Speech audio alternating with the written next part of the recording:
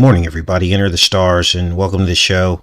I was trying to get Mark on here with me, but I'm actually traveling right now, so I'm broadcasting from a hotel room, and we had some bad experience with the network from a hotel that I was in last night. This one's better, but still not good enough to bring Mark in. So I'm gonna have to wait till I get to a more permanent location to get Mark on with the show. But I wanted to do the show for you this morning because about 3 months ago, we started looking more deeply into copper. And I told you that since the date that he announced 5G Whiz and beyond on Friday, March 13th, that copper would be needed to build that infrastructure. You see, the way it works is with 5G Whiz, there are many, many more base stations that are required. Many, many more than with 4G Whiz, and it's all because of the shorter range of the millimeter wave technology. And we also told you that most coins have copper and that the banks would be coming for that copper very soon. Well, look at the copper prices since Trump's announcement in March. Literally, on the day that he made the announcement for the national emergency, and shortly after that, made an announcement about 5G Whiz and beyond. Look at what copper's done since March. Let me make this a little bit bigger if I can. And you're going to see how this all dovetails into today's show shortly, because this seems to be the foundation for everything that we've been talking about. This is just nuts. And look at the market here, where leading up to the national emergency, copper dropped off dramatically. Now, I think the reason for this is because they got some kind of signal. You see, what these people do is they'll sell off something so that they can buy it back and make money off of it. So they sold it off here. They can wait till it drops off to this, buy it all back, and then look at all the profits that they made. Now, this right here is compelling evidence. This is the kind of evidence that you can go to a court with. Now, of course, we don't believe in the courts, but if you did, this is very compelling evidence. Okay, this doesn't happen by accident. And this drop off here means that there was some insider trading going on. Like, they knew he was going to make this announcement. And this is how the rich get richer. They just inform each other of their little things that they're going to do to keep developing the world order. And none of us get that information. And then they all just make money. They just print money out of thin air.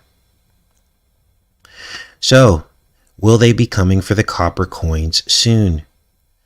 I believe they will be. So, it's apparent to me that we are now in a new copper age.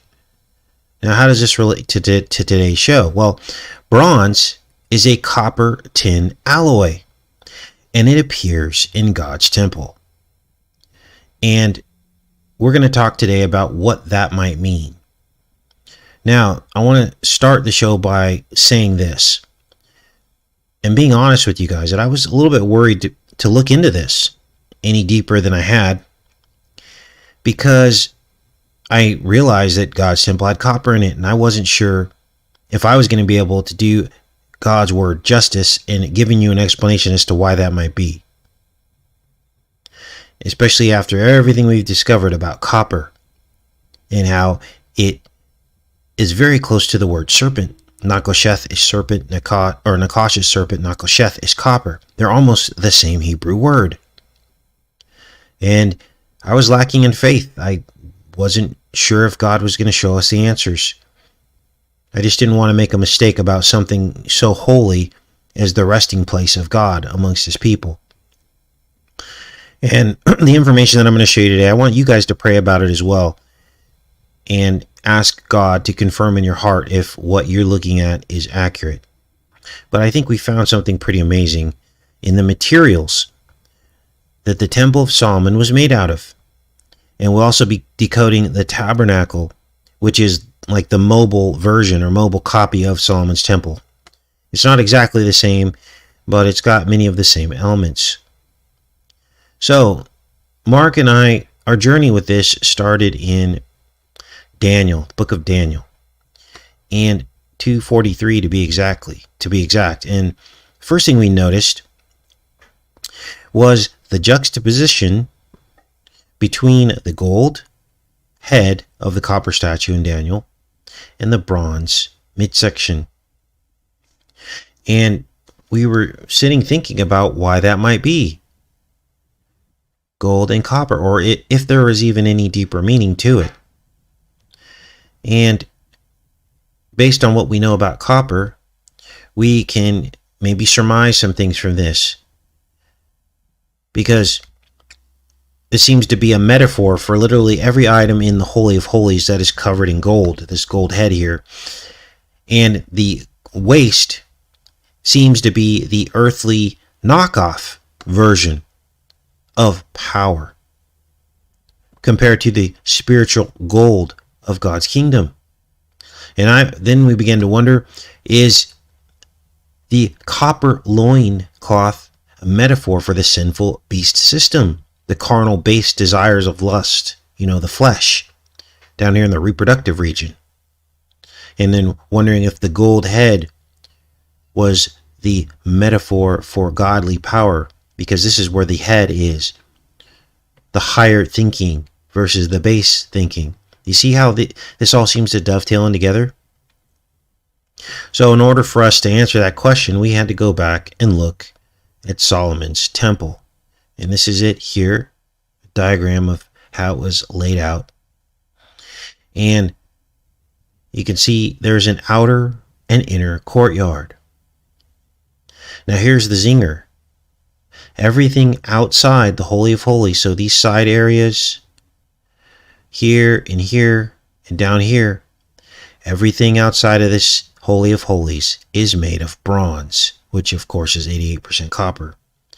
And everything inside the Holy of Holies is gold. So you've almost got a metaphor for the statue of Daniel. The gold at the head, the bronze at the waist, this is the sinful lust, carnal nature. And so if you think about what the bronze artifacts in Solomon's court were used for, they were used for cleaning away sin.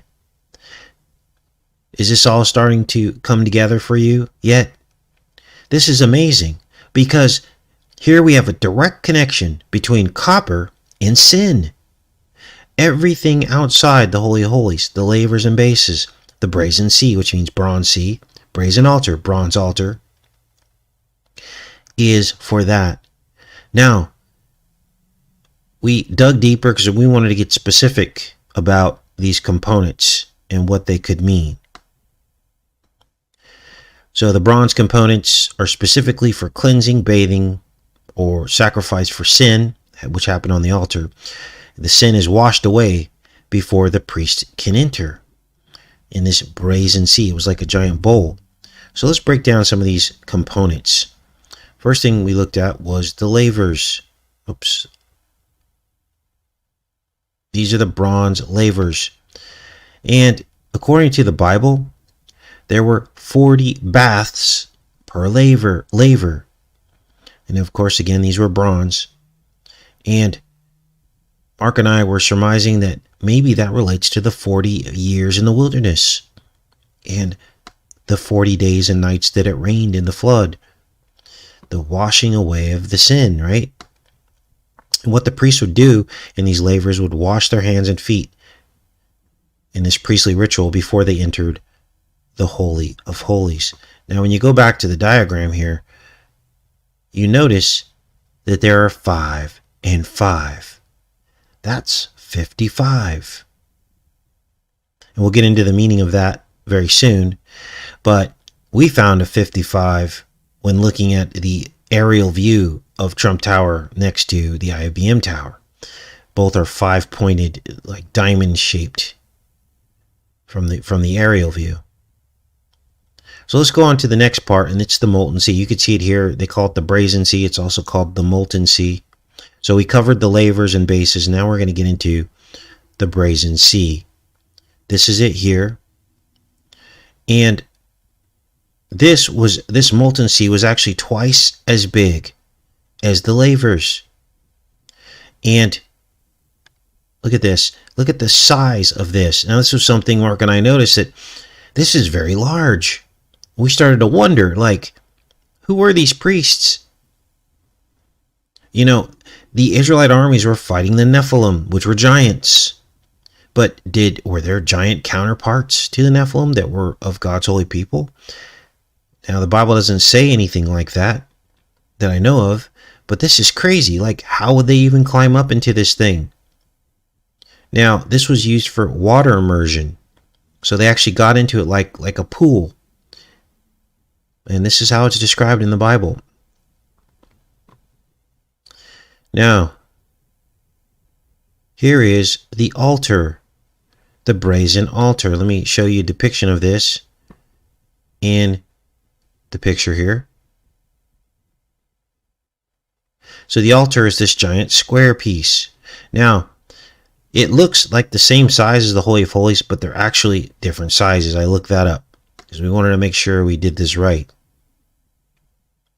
So the brazen altar was 32 cubits square, and the Holy of Holies is only 20 cubits.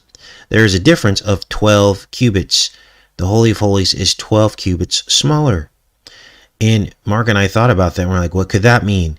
Maybe it means the shedding of the flesh as you enter the spirit. Well, what would that have to do with shedding of the flesh? Well, you have 12 ribs on each side of your body. You shed the flesh and enter the spirit. Interesting, right?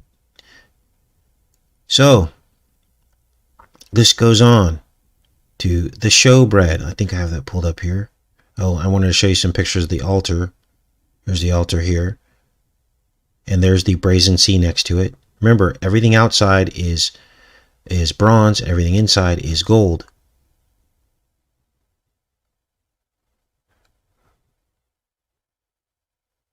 Altar. Now, you'll see here the showbread. Let me pull that back up.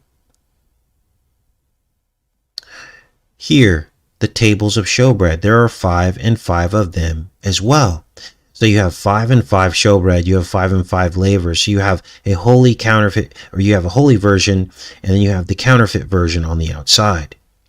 What could this mean? Well, look at the pillars of Jachin and Boaz. Let me make this a little bit bigger for you. Before you enter through the pillars of Jachin and Boaz. And look at what we have here. We have a possible connection to the 2 110-story buildings that were in Manhattan. 2 110-story buildings. Well, what does that have to do with this, Casey? Well, 55 and 55 is 110. So, 55 and 55 is 110 for Jachin, and 55 and 55 is 110 for Boaz.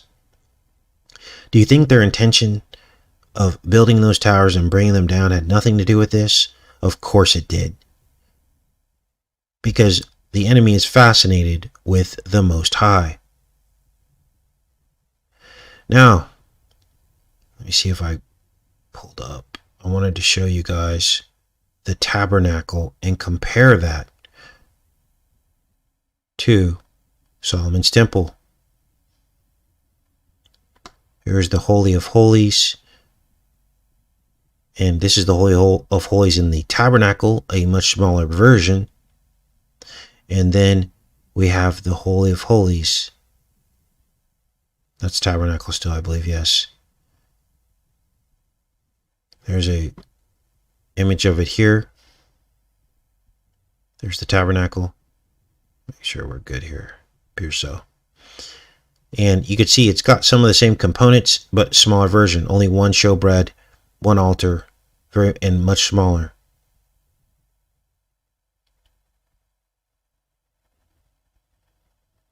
So here's the tabernacle. This is what it probably looked like. It's a model of the tabernacle. And here's some other images of it. This is the mobile version. It had 1 bronze laver versus 10. Okay. Remember, the lavers are all around the outside. And so you begin to be able to draw some conclusions about God's temple. And our first clue to that we were getting close to the truth about how God's temple is laid out really came when we started examining blue-blooded creatures. We started examining copper-based organisms from the seafloor. That's when we got our first clue that seems to reconfirm everything we're saying today. That happened a couple years ago when I was in France. And Mark and I were looking at Le Mont Saint-Michel, which is a castle city in the middle of an estuary. And at high tide, it becomes an island. At low tide, you can walk out to it and drive out to it. And we were looking at that and reading the story and looking at the fabrics on the walls of this sanctuary, and that how it was this bright blue, and they had the motif seemed to be these oysters and mollusks, which are blue-blooded hemocyanin-based creatures. And we began to realize that inside of these oysters are pearls. And then it hit. The pearl is the clean. How can a pearl be clean, Casey? Well, the pearls make up the gates of the New Jerusalem, of the new heaven, and which means they have to be clean. God would not put pearls or an unclean thing on the gates, on the 12 gates of his new kingdom.